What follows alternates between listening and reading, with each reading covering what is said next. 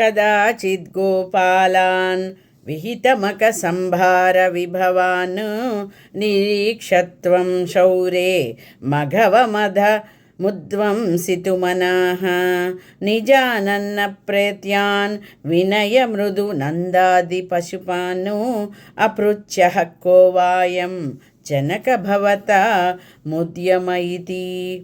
ఇంద్రయాగ విఘాత వర్ణనం 62వ దశకం. ఓ దేవా, ఒక సందర్భంలో గోపాలకులు ఇంద్రుని గౌరవార్థం ఒక యజ్ఞం నిర్వహించడానికి సంబరాలు సమకూర్చుకోసాగారు.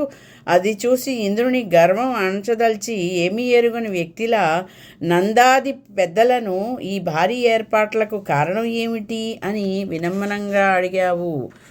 62వ దశకం నారాయణీయం. స్క్రీన్ మీద లింక్ ఉన్నది, డిస్క్రిప్షన్ లింక్ ఆ దశకంలోకి వెళ్ళి నేర్చుకోవచ్చును.